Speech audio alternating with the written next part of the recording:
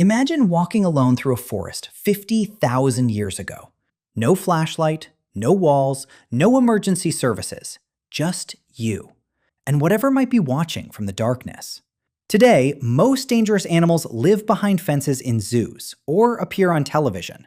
For ancient humans, they lived next door. Every journey carried risk. Every strange sound demanded attention. Every shadow could hide something capable of killing you. Which raises an interesting question. What animals actually frightened ancient humans the most? The obvious answer would be lions, or wolves, or bears. And yes, those predators were certainly dangerous. But the real answer is more surprising. Because fear wasn't determined only by strength, it was determined by probability. The animals ancient humans feared most were often the ones they were most likely to encounter. A lion is terrifying, but if lions don't live where you do, they're not your biggest concern. Instead, your greatest fear becomes whatever hunts in your own landscape. For humans living in Ice Age Europe, that meant cave lions, massive predators larger than modern African lions.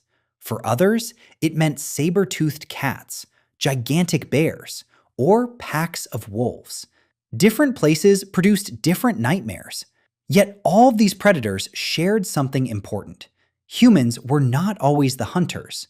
Sometimes, we were the prey. Archaeologists have discovered ancient human bones bearing tooth marks from large carnivores. Some skeletons show evidence of attacks. Others appear to have been dragged into predator dens. These discoveries remind us that surviving prehistory wasn't guaranteed. Our ancestors didn't always win. Sometimes, nature won.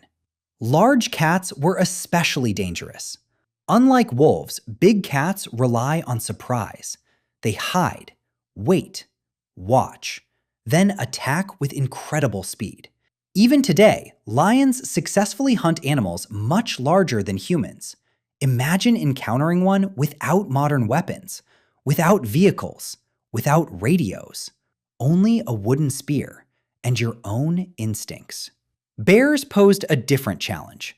Most bears avoid conflict, but when surprised or protecting cubs, they become extraordinarily dangerous. A single blow from a large bear could end a fight instantly. For prehistoric humans collecting berries, fishing in rivers, or exploring forests, unexpected encounters must have been terrifying. Then there were wolves. Popular culture often portrays wolves as relentless human hunters. The reality was probably more complicated.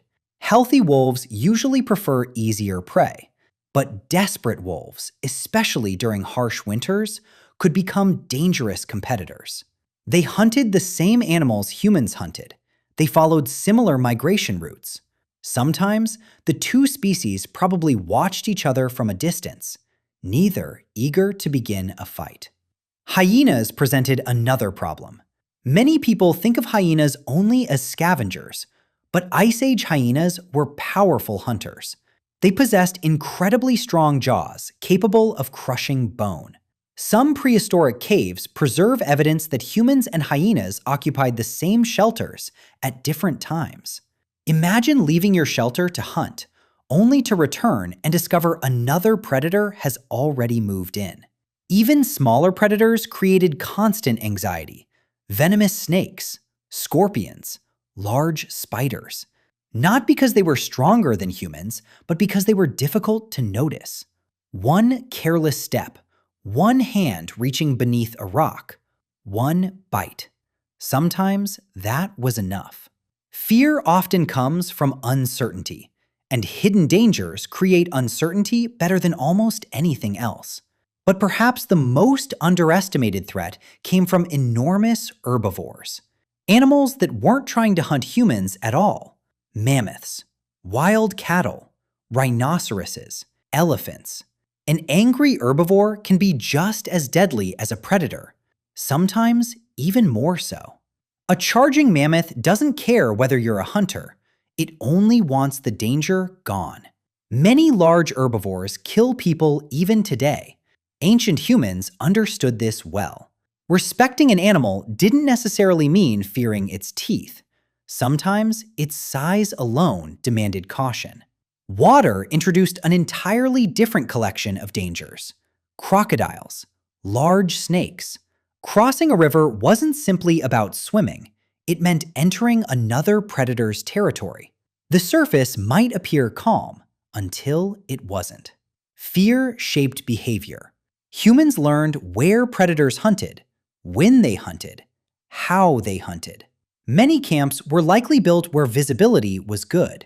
Fires provided warmth, but they probably also discouraged some predators. Groups offered protection. A lone human was vulnerable.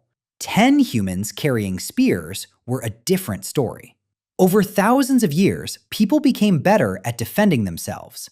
Stone tools improved. Spears became more effective. Eventually, projectile weapons allowed hunters to attack from safer distances. Intelligence slowly shifted the balance. Humans didn't become stronger than predators, they became better organized. Communication changed everything. One person spots danger, everyone reacts. Knowledge became our greatest weapon. Children learned which tracks to avoid, which sounds signaled danger, which places were safe. Experience spread through stories, generation after generation. Eventually, humans stopped adapting to predators. Predators began adapting to humans. Many learned to avoid us. Others disappeared entirely. Some were hunted into extinction. Others simply couldn't compete with a species capable of planning weeks ahead. Yet our ancient fears never completely vanished. Even today, most people instinctively fear snakes, large spiders, dark forests, unknown noises at night. Psychologists believe some of these reactions may reflect evolutionary history. Our brains were shaped by environments where paying attention to danger increased the chances of survival. Better to mistake a shadow for a predator than ignore a real one. False alarms are cheap. Real mistakes are expensive. Interestingly, the animal ancient humans feared most probably changed depending on where they lived. There was no universal answer. An African hunter worried about different predators than someone living in northern Europe. Someone in Australia faced dangers completely unlike those in Asia. Fear was local. Adaptation was local. Survival was local. And perhaps that's the most important lesson. Ancient humans weren't fearless. They weren't constantly battling monsters either. They simply learned to understand the animals around them. Which ones could be ignored, which ones demanded caution, and which ones required immediate action. That knowledge often meant the difference between life and death. So, what animals were ancient humans afraid of? The same ones any intelligent animal would fear. The predators that hunted them, the giants that could crush them, the hidden creatures they couldn't see, and anything powerful enough to end a life in seconds. Because survival has never belonged to the strongest. It belongs to those who recognize danger, learn from it, and live long enough to teach the next generation.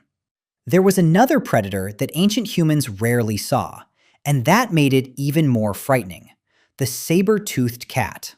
For millions of years, various species of saber-toothed cats lived alongside early humans and human ancestors. Their enormous canine teeth have become iconic. But those teeth weren't just for display. They were specialized hunting tools. A sudden ambush from a predator like this could end a life in seconds. Unlike humans, these animals didn't need to plan. They didn't need to build weapons. They were weapons. And they had been evolving those weapons for far longer than humans had existed. Then there were the giant birds. Today, birds rarely appear on lists of dangerous animals. But prehistory was different. In some regions, enormous flightless birds stood taller than humans. Powerful legs, sharp beaks, aggressive behavior.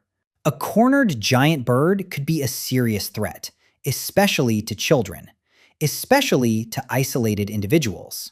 Not every danger came from predators. Some came from competition. Imagine spending days tracking an animal, finding it, killing it, and then hearing the distant calls of hyenas, or wolves, or lions. Suddenly, the hunt wasn't over. Now you had to defend your food. Many encounters between humans and predators probably happen this way. Not because either side wanted to fight, but because both wanted the same meal. And food was survival. The competition could be intense. In some places, humans may have spent as much energy protecting food as obtaining it. This constant pressure likely shaped human behavior in ways we still recognize today. Staying close to the group, watching the surroundings, becoming nervous when isolated, paying attention to sudden movements. Our ancestors didn't survive by ignoring danger. They survived by noticing it. Even fear itself became a survival tool. A human who never felt fear wouldn't last very long in prehistoric landscapes. Fear encouraged caution. Fear encouraged preparation. Fear encouraged learning. The individuals who recognized danger early were often the individuals who lived long enough to have children. Over thousands of generations, that matters a lot. Which may help explain something interesting. Many modern fears seem strangely specific. Fear of snakes, fear of spiders, fear of being watched in the dark, fear of large predators. Even young children sometimes show caution around these things without being taught. Scientists still debate exactly how much of this is learned and how much is inherited. But one thing is clear. For most of human history, these fears made sense. The world could be dangerous, very dangerous. And the people who respected that danger were often the people who survived it.